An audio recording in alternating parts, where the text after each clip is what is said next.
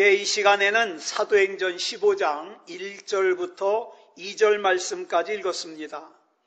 오늘은 사도행전 88번째 시간으로 부제목은 인생 사용 설명서인 말씀입니다. 인생 사용 설명서인 말씀. 자, 이 지도 다시 한번 보겠습니다. 사도 바울이 첫 번째 전도 여행에서 마지막 전도지로 삼았던 곳은 고향인 길리기아 다소에서 약 200km 떨어진 더베라는 곳이었습니다. 이 더베에서 이제 1차 전도 여행이 끝났기 때문에 다시 수리아 안디옥에 있는 안디옥 교회로 돌아가야 돼요. 그러기 위해서는 어느 길이 빠르냐? 더베에서 고향인 길리기아 다소로 가서 거기서 배를 타고 가면 바로거든요.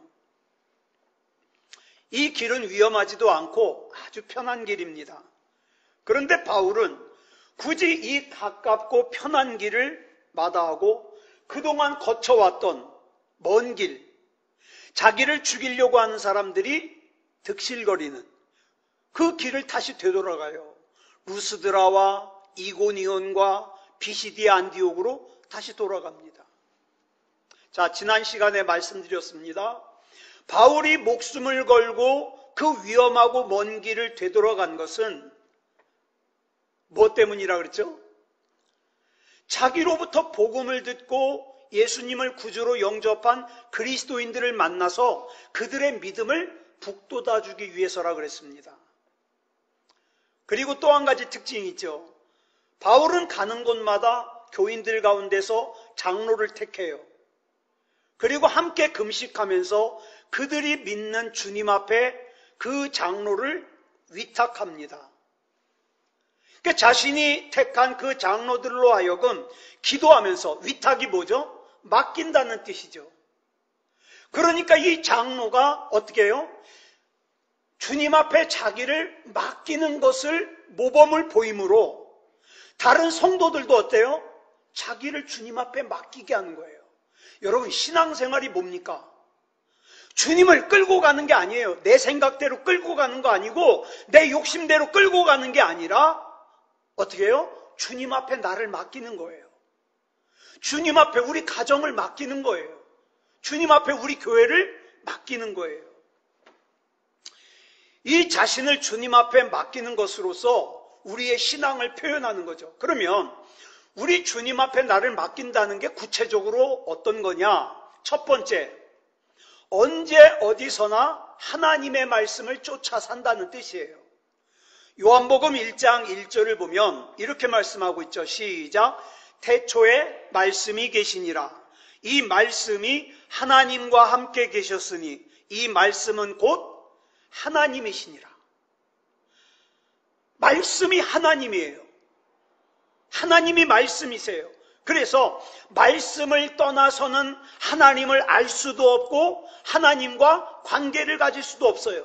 그러므로 언제 어디서나 하나님을 쫓지 않고 하나님의 말씀을 쫓지 않고 하나님의 말씀에 순종하지 않고서는 자기 자신을 하나님 앞에 위탁할 수 없어요. 맡길 수 없어요.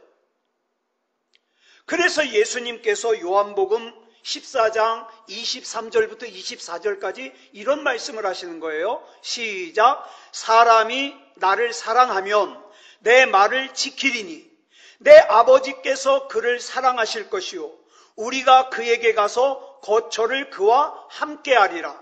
나를 사랑하지 아니하는 자는 내 말을 지키지 아니하나니 너희가 듣는 말은 내 말이 아니요 나를 보내신 아버지의 말씀이니라.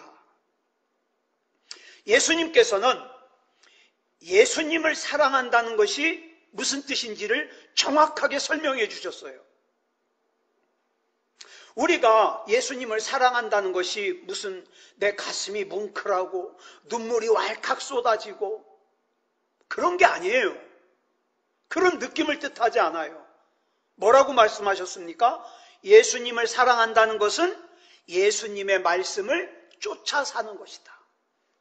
하나님의 말씀이 인간의 육신을 입고 이 땅에 오신 분이 예수님이세요. 그러므로 예수님을 사랑한다고 하면서도 예수님의 말씀을 쫓지 않는다면 그건 예수님 사랑하는 거 아니죠. 사랑한다고 착각하는 거죠. 그렇다면 하나님께서 말씀이시요 그 말씀이 육신을 입고 이 땅에 오신 분이 예수님이시라는 것과 우리가 그 말씀을 쫓아 살아야 된다는 것 사이에는 무슨 관계가 있냐? 말씀이신 하나님께서는 당신의 그 말씀으로 천지를 창조하신 창조주이시고 우리는 그 하나님에 의해 창조된 피조물이에요. 피조물. 그러므로 하나님의 말씀은 하나님께서 피조물인 인간에게 그 인생을 어떻게 사용할지, 어떤 방법으로 살아가야 될지를 설명해 주고 있는 인생 사용 설명서라는 거죠. 피조물인 인간은 하나님께서 주신 인생 사용 설명서인 하나님의 말씀을 쫓아 삶으로 그렇게 하나님의 말씀대로 사는 사람은 인생을 낭비하지 않죠. 낭비하지 않아요. 바르게 살 수 있는 거예요. 자, 시편 119편 105절 보겠습니다. 시작. 주의 말씀은 내 발의 등이요 내 길의 빛이니이다. 인생 사용 설명서인 하나님의 말씀을 쫓지 않으면 그 인생은 한 치 앞도 볼 수 없기 때문에 칠흑 같은 어둠 속에서 헤매고 방황하느라고 인생을 낭비해요. 자기 딴에는 참 영리하게 사는 것 같은데 나중에 시간이 지나고 보니까 손에 잡은 게 없네. 내 인생에 의미가 없네. 그렇게 되는 거죠. 이것이 하나님께서 우리에게 하나님의 말씀을 쫓아 살 것을 요구하시는 이유예요. 저와 여러분의 인생이 허망해지지 않기 위해서. 많은 그리스도인들이 우리가 하나님의 말씀을 쫓아 사는 것을 하나님을 위해서라고 생각해요. 하나님을 위해서 내가 하나님 말씀에 순종할 거야. 그래서 무슨 착각을 하냐? 내가 하나님을 위해서 하나님의 말씀대로 살아드린다고 생각해요. 그러다 보니까 어떻게 해요? 하나님의 말씀을 쫓아 사는 게 부담스러운 거예요. 불편한 거예요. 그러나 여러분 기억하세요. 하나님의 말씀을 쫓아 산다는 것은 하나님을 위해서가 아니라 나 자신을 위해서예요. 내 귀한 인생 잠시 잠깐도 헛되게 허망하게 살지 않기 위해서 인생 사용 설명서인 하나님의 말씀을 쫓아 살지 않으면 그 인생은 물거품 같아지는 거예요. 허망한 욕망을 쫓다가 자기의 그 귀한 생명을, 자기의 그 귀한 인생을 다 갉아먹어버려요. 그리고 나서 마지막에는 후회만 남게 되겠죠. 이것을 깨달은 사람에게는 하나님의 말씀이 더 이상 무거운 짐이 아니죠. 부담스럽지가 않지요. 그래서 요한 1서 5장 3절을 보면 이렇게 말씀하고 있어요. 시작. 하나님을 사랑하는 것은 이것이니 우리가 그의 계명들을 지키는 것이라. 그의 계명들은 무거운 것이 아니로다. 하나님의 말씀이 내 인생을 바르게 세울 수 있는 유일한 인생 사용 설명서라는 것을 깨달은 사람에게 있어서 하나님의 말씀은 더 이상 무거운 짐이 될 수가 없고 오히려 내 인생이 의미가 있고 내 인생이 보람있게 살 수 있는 하나님의 가장 크고 위대한 사랑의 선물이라는 걸 깨달을 수가 있습니다. 그래서 이것을 깨달은 사람은 자기의 삶을 어떻게 해요? 하나님의 말씀에 위탁해요. 하나님의 말씀에 내 인생을 위탁한다는 건 무슨 뜻입니까? 날마다 하나님의 말씀을 읽고 묵상하고 그 말씀이 내 인생을 이끄는 대로 따라간다 이 말이죠. 자, 그 다음 두 번째로 자기의 삶을 하나님께 위탁한다는 말의 두 번째 의미는 주어진 상황을 믿음으로 받아들인다는 뜻이에요. 하나님께서는 어떤 특정한 공간에 머물러 계시는 분이 아니에요. 그래서 우리가 그러잖아요. 하나님은 무소부재하신 분이다. 무소부재가 뭐예요? 하나님이 안 계신 곳이 없다, 이 뜻이에요. 어디든지 계신다. 성경은 우리가 어디에 있든지 하나님께서 항상 우리와 함께 계시다고 말씀하고 있어요. 그러므로 우리에게 시시각각 주어지는 상황, 여러분 지난 3일 동안 월, 화, 수, 목 오늘 금요일까지 살면서 얼마나 다양한 삶을 경험하셨습니까? 그런데 우리가 잊지 말아야 될 것이 있어요.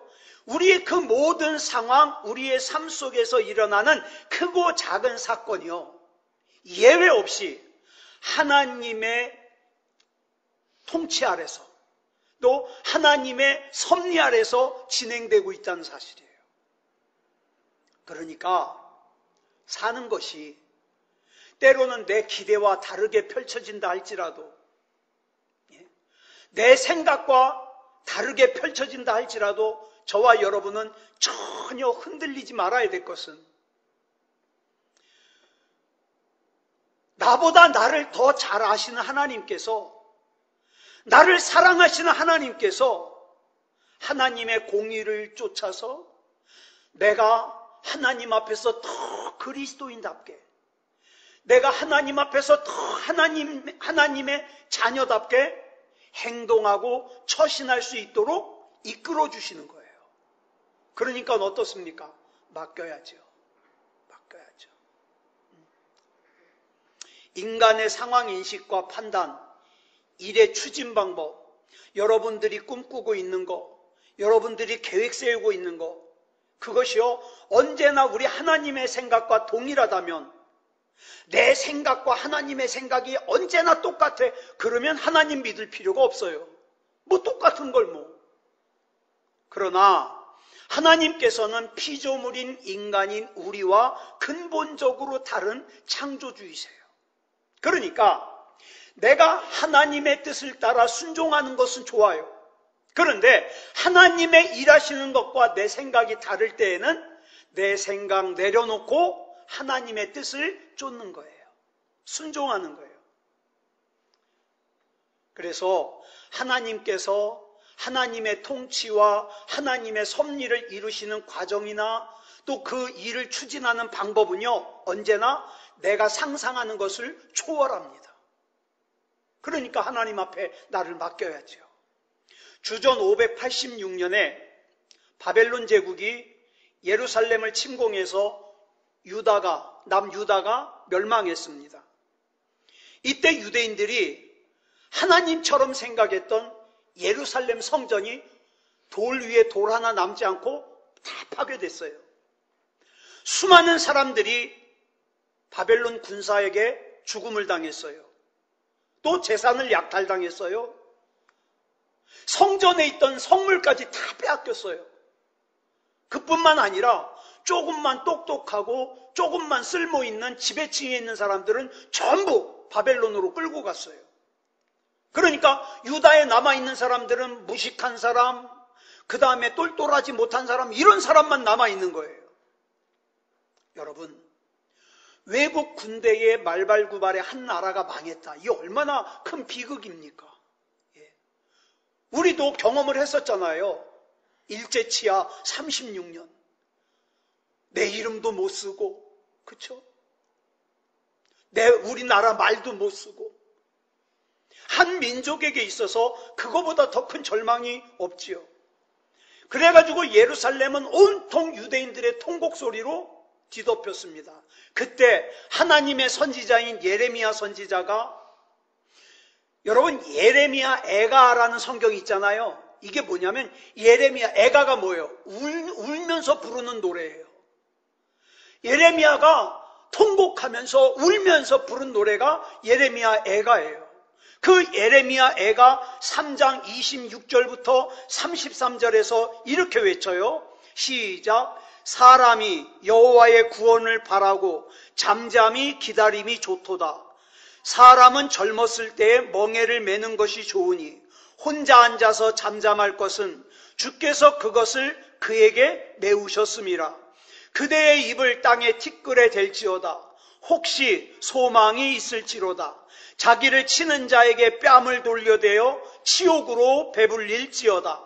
이는 주께서 영원하도록 버리지 아니하실 것임이며 그가 비록 근심하게 하시나 그의 풍부한 인자하심에 따라 긍휼히 여기실 것임이라. 주께서 인생으로 고생하게 하시며 근심하게 하심은 본심이 아니시로다. 나라 잃은 유대인들은 이제 모든 것이 다 끝났다고 절망했어요. 통곡했어요. 그런데 예레미야 선지자가 뭐라 그럽니까? 그 절망의 상황에, 그 낙심의 상황에 우리 인생을 이렇게 고통스럽게 하는 것은 하나님의 본심이 아니다. 무슨 뜻입니까? 이 이면에는 분명히 하나님의 메시지가 있다 이 말이에요. 하나님의 본심은 유대인들을 망하게 하려는 것이 아니라 이런 상황을 통해서 죄를 짓고 있는 유대인들을 어떻게 해요? 영적으로 바로 세워주시는데 목적이 있다 이 말이에요. 이처럼 예레미야는 하나님의 본심을 믿었기 때문에 나라가 망하는 그 절망적인 상황 속에서도 믿음의 자세를 바르게 가지면서 하나님을 믿는 사람답게 처신하고 행동했어요. 호세아 선지자라는 선지자도 마찬가지예요. 동일한 내용을 선포하죠. 자, 호세아 6장 1절 보겠습니다. 시작. 오라, 우리가 여호와께로 돌아가자. 여호와께서 우리를 찢으셨으나 도로 낫게 하실 것이요 우리를 치셨으나 싸매어 주실 것임이라. 저는요, 한참 때, 사춘기 때 성경을 읽으면서 이 호세아 6장 1절에 반항심이 생겼어요. 예? 그때 저한테는 또 고민이 많잖아요. 사춘기 때. 마음이 힘든 게 많잖아요.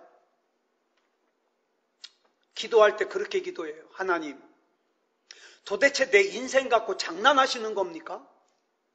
제가 그렇게 기도했어요. 예? 아니, 성경에 보니까 여호와께서 찢으셨으나 도로 낫게 하신다. 아니, 도로 낫게 하실 거면 뭐하러 찢습니까? 제가 그랬다니까요. 예? 자, 치셨으나 싸매어 주신다. 아니, 싸매 주실 걸 뭐하러 치세요? 제가 그랬어요. 네. 그런데 나중에 철이 들고 나니까 뭐예요? 이 말씀이 하나님께서 찢고 치시는 것은 우리 삶에서 반드시 도려내야 될 것이 있어요. 여러분, 내가 지금 깨닫고 있든지 깨닫고 있지 못하든지 내 인생 가운데서 지금 하나님께서 도려내고 싶은 부분이 있어요. 그래가지고 그걸 도려내려고 어떻게 해요? 어떤 사람은 건강으로, 어떤 사람은 가족관계로, 어떤 사람은 물질로 생각지도 못했던 많은 물질이 나가게 만들고 손해보게 만들고, 근데 어리석은 인생은 그걸 몰라요. 내가 왜 이 상황에 처했는지 하나님 앞에 빨리 엎드려서 하나님 이것이 뭡니까? 예? 내가 빨리 하나님 앞에 깨달아서 하나님이여 다시 도로 낫게 해주시옵소서. 내가 하나님 앞에 빨리 깨달아서 빨리 하나님께서 나를 싸매어 주시옵소서. 이렇게 기도를 해야 되는데 어리석은 인생은 이런 젠장, 교회 다녀도 소용없어 이러고 다닌단 말이에요. 예.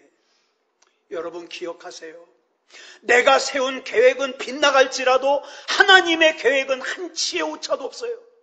하나님께서는 나를 하나님께서 뜻하신 바대로, 하나님께서 계획하신 바대로 이끌어 가는데 그 과정 가운데서 저와 여러분이 하나님 앞에 순종하고 하나님의 뜻을 받아들이면 덜 고생해요.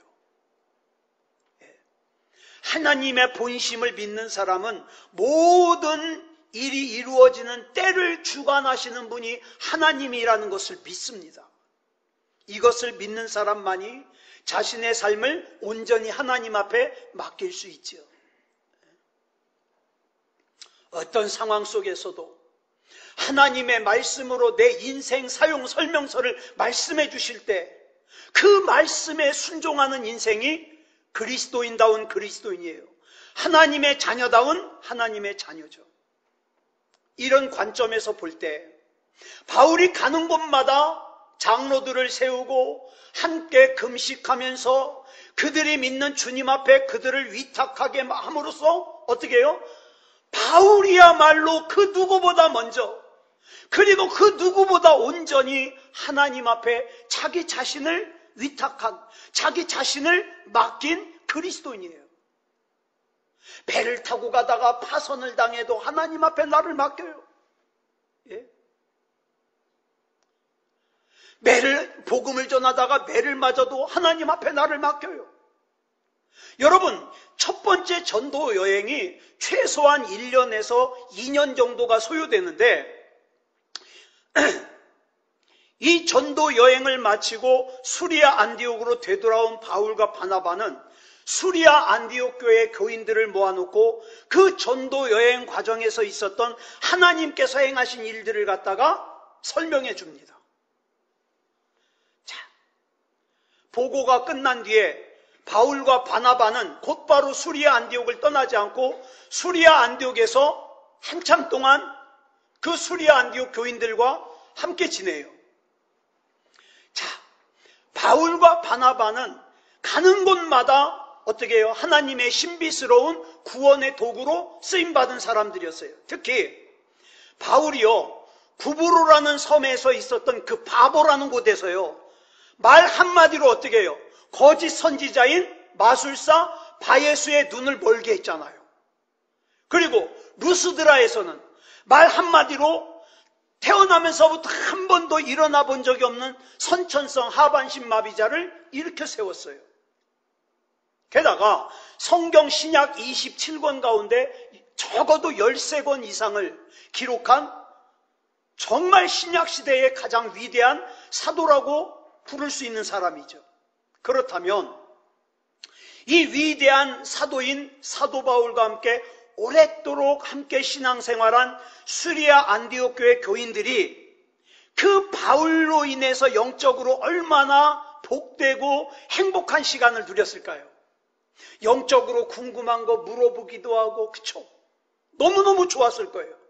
그런데 이렇게 수리아 안디옥 교회가 은혜를 만끽하고 있을 때 어느 날 느닷없이 평지풍파가 일어나요. 그게 이제 오늘 본문 1절이에요. 같이 읽겠습니다. 시작.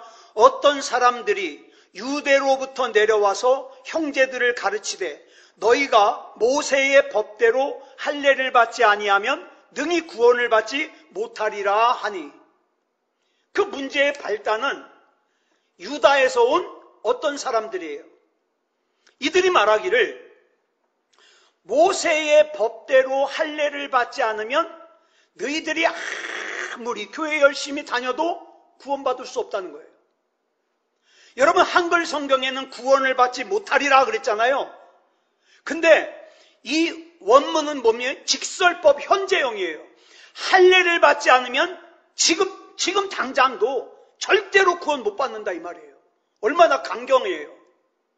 그러면 이 수리아 안디옥 교회가 어떤 교회인가를 우리가 먼저 알아야 돼요.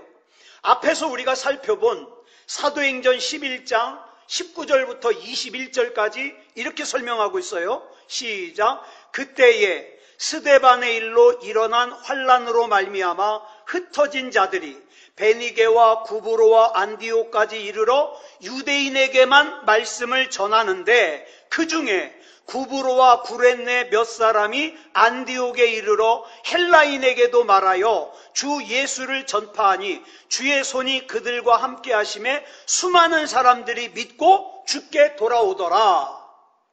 자, 스데반 집사님의 순교 사건으로 촉발된 유대교의 그리스도인 박해 사건은요, 엄청났어요. 그래서 그 박해를 피해서 수많은 그리스도인들이 예루살렘을 떠나 사방으로 피신했어요. 그래가지고 흩어진 그리스도인들이 자기네들이 정착한 곳에서 유대인들에게만 복음을 전했어요. 그런데 여기 보니까 구브로와 구레네에서 수리아 안디옥에 이른 그리스도인 몇 명이, 누군지도 몰라요. 그리스도인 몇 명이 그곳에 있는 헬라인들은 뭐예요? 이방인이에요.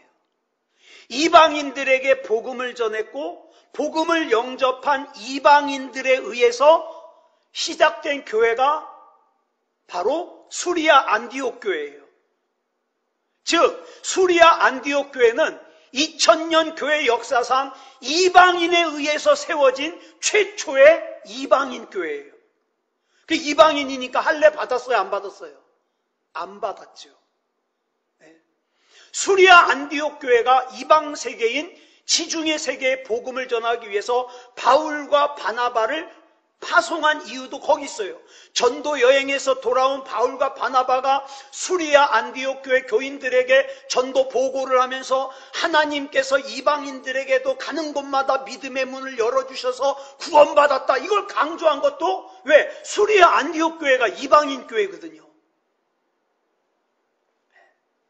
그러니까 이방인들이 자신들과 전혀 다른 유대인들로부터 복음을 받아들이고 그리스도인이 된 이유는 한 가지예요. 뭐예요? 누구든지 십자가에서 우리의 죄값을 대신 치러주신 예수 그리스도를 믿기만 하면, 구주로 영접하기만 하면 하나님의 자녀가 되고 구원을 받는다. 이 은혜의 복음. 할례 받을 필요 없다. 율법 필요 없다. 예수님을 구주로 영접하면 된다. 은혜의 복음. 오직 하나님의 은혜를 믿음으로 구원을 얻는다는 복음 중에 복음이에요. 그런데 그런 이방인 그리스도인들에게 수리아 안디옥 교회 어느 날 느닷없이 유대로부터 사람들이 오더니, 야, 너희들 교회 열심히 다니고 아주 좋아하는데 할례 받지 않으면 교회 열심히 다녀도 소용없어. 너희들 구원 못 받아. 이러는 거예요. 유대인들에게 있어서 할례는 자기가 하나님의 자녀로 선택받았다는 외적인 표시거든요. 잘 보세요. 순서가 바뀌었어요. 할례는 구원의 조건이 아니에요. 하나님께서 나를 먼저 구원하셔서 선행된 구원에 대하여 내가 하나님의 은혜가 너무 감사해서 어떻게 해요? 그 감사의 마음을 담아 내가 항상, 자, 할례를 어디다 받아요? 남자 생식기에 받잖아요. 그러니까 소변을 볼 때마다 내가 의도하든 의도하지 않든 그걸 봐야 돼요. 그렇지, 나는 하나님의 자녀지 생각하는 거예요. 그러니까 구원이 먼저예요. 하나님께서 나를 구원해 주셨기 때문에 그 표시를 하는 것이 할례예요. 그런데 이 유대인들이 그 의미가 뒤바뀌어 버렸어요. 뭐예요? 내가 할례를 행하였기 때문에 구원받는다는 거예요. 자기 교만이죠. 자기 착각이죠.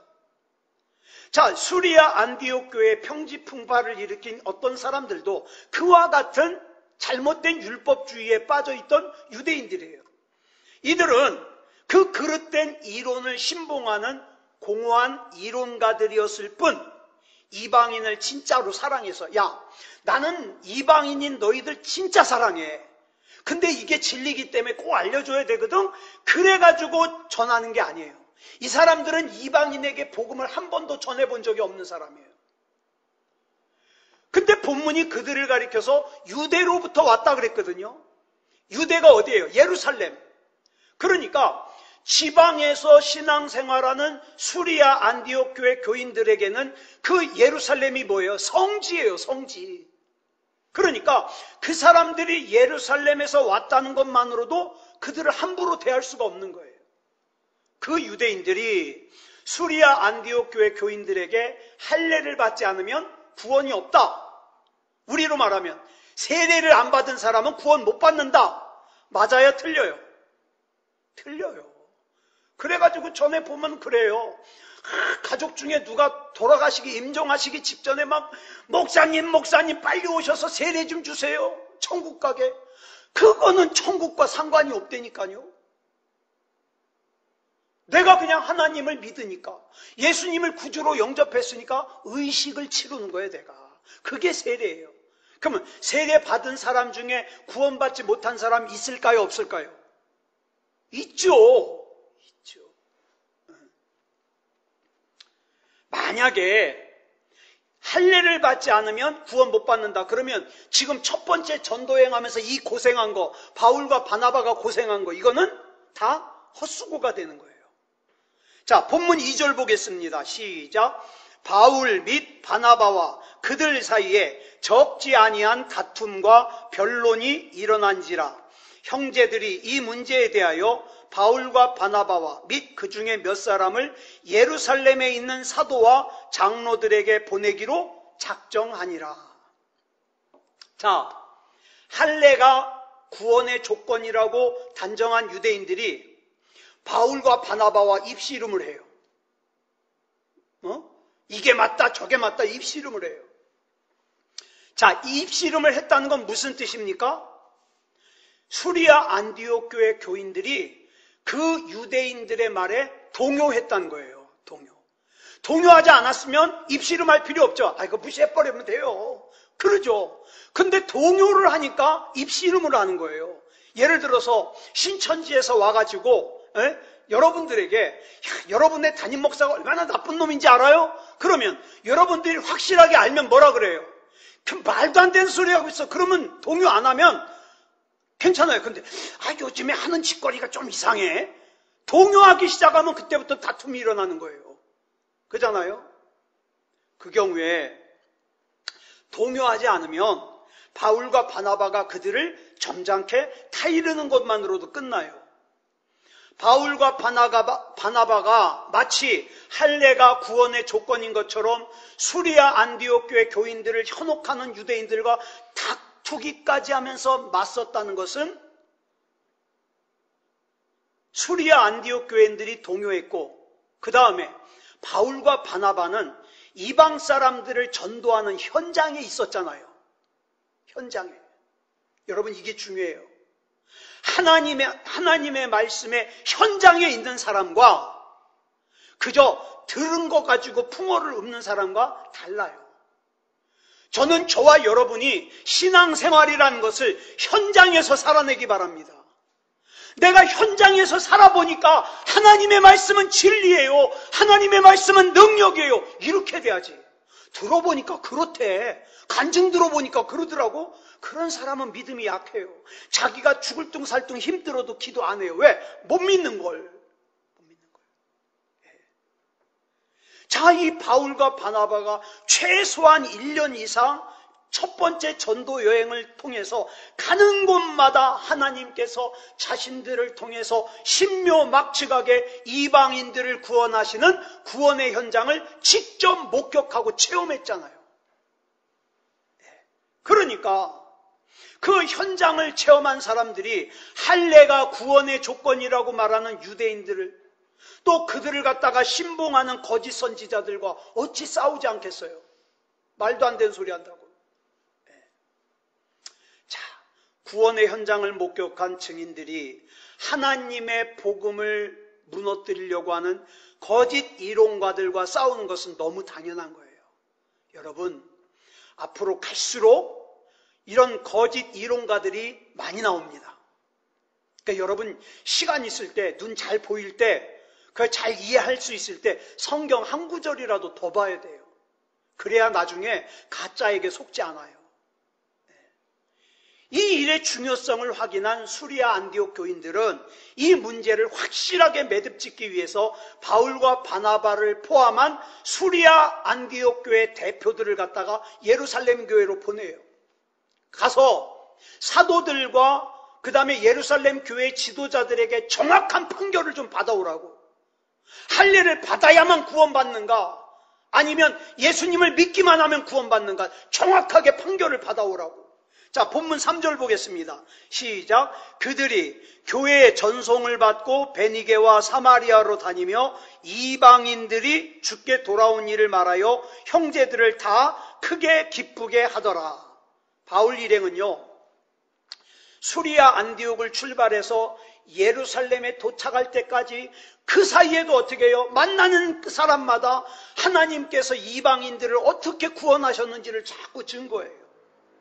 하나님의 구원은 할례와 같은 그 어떤 조건도 배제된 아주 철저하게 하나님으로부터 주어지는 하나님의 은혜임을 그들의 심령 속에 분명하게 전달하는 거죠. 자, 본문 4절로 5절 같이 보겠습니다. 시작. 예루살렘에 이르러 교회와 사도와 장로들에게 영접을 받고 하나님이 자기들과 함께 계셔 행하신 모든 일을 말하며 바리새파 중에 어떤 믿는 사람들이 일어나 말하되 이방인에게 할례를 행하고 모세의 율법을 지키라 명하는 것이 마땅하다 하니라. 자, 보세요. 지금 율법을 지켜야만 한다고 생각하는 사람들이 그 수리아 안디옥 교회에 온 사람들만 그런 게 아니에요. 예루살렘 교회 안에 있는 유대인 그리스도인들 중에서도 그렇게 생각하는 사람들이 많아요.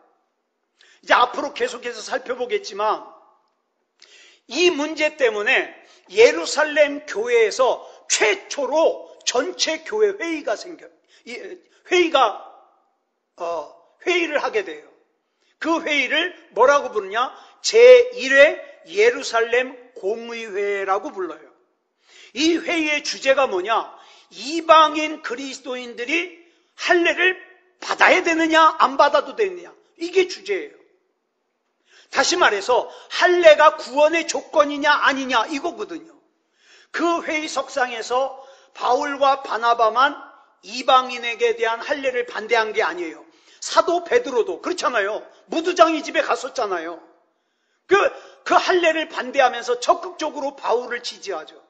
나아가 베드로는 인간의 그 어떤 공로나 의에 의해서 구원받는 게 아니라 하나님의 은혜로 구원받음을 강력하게 주장하죠.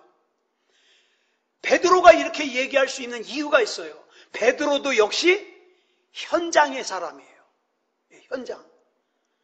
베드로도 성령님의 인도하심 속에서 가이사랴 백부장의 이방인 백부장인 고넬료, 그잖아요. 고넬료를 찾아가서 그 하찮은 자기를 통해 고넬료의 온 가족을 갖다가 어떻게 구원하시는지를 봤잖아요. 결국 기독교 역사상 처음으로 열린 제1회 예루살렘 공의회는 이렇게 결론을 내요. 할례는 구원의 조건이 아니며 이방인 그리스도인에게 할례를 받으라고 요구하는 것은 복음에 위배된다. 이렇게 결론을 내요. 그러니까 현장의 사람들이 그저 이론적으로만 주장하고 있는 공허한 이론가들을 이긴 거죠. 자, 그래서 기독교는 이론의 종교가 아니라 현장의 종교예요. 여러분, 저와 여러분의 삶의 현장에서, 저와 여러분의 가정의 현장에서 이겨야 돼요. 예수 그리스도 이름으로. 여러분, 작은 문제에 이겨야 큰 문제도 이길 수 있어요. 그러니까 예수 그리스도 이름으로 저와 여러분의 삶의 현장에서 이기시기 바랍니다. 왜? 우리 주님이 이미 약속하셨으니까. 나는 내 삶의 현장에서 이걸 증명할 거니까. 이렇게 해서 승리하고 간증이 넘치는 저와 여러분이기를 그리스도 예수님의 이름으로 축복합니다. 기도하겠습니다. 사랑의 아버지 하나님, 감사합니다. 하나님의 은혜 가운데 인도하여 주셔서 이 시간에 또 하나님의 말씀 나눌 수 있음을 감사합니다.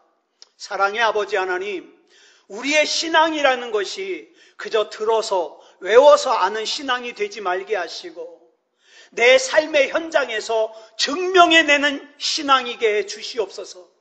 경제적인 문제도, 질병의 문제도, 사람들과의 관계 문제도 예수 그리스도 이름으로 하나님의 말씀이 나에게 뭐라고 말씀하고 있는가? 인생 사용 설명서대로 살아 승리할 수 있도록 인도해 주시옵소서. 이 밤에 우리 문제 놓고 기도합니다. 하나님, 우리 약한 거 잘 아시지 않습니까? 우리 부족한 거 잘 아시지 않습니까? 하나님께서 붙잡아 주시고 책임져 주시옵소서. 우리 하나님께서 인도해 주실 줄 믿사오며 그리스도 예수님의 이름으로 간절히 기도드렸사옵나이다.